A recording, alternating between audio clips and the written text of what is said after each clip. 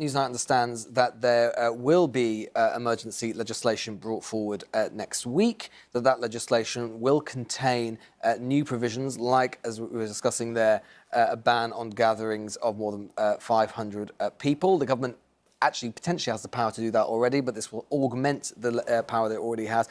And the Times as well reporting this evening that there will be other provisions, power to detain infectious people, that councils will be empowered to change standards in care homes to deal with staff shortages, that they'll be able to detain vehicles, close ports, speed up cremations, burials. And of course, if we really start to think about what this will entail, this might not be for a short period. We could see big public events like Wimbledon, Glastonbury, Royal Ascot, the Grand National, all postponed. Life starting to look very different indeed. Now, some are saying that this is a U-turn from the government. It's certainly, the Telegraph have described it as that. We heard Ed Davey alluding to that there in my report. Certainly true to say that Boris Johnson didn't seem particularly keen on the idea of banning mass gatherings yesterday. He said he wouldn't be taking the same approach Nicola Sturgeon was doing. I think the government would say that this was all, certainly the plan has always been that this has always been at their disposal. It was just a question of doing it at the right time.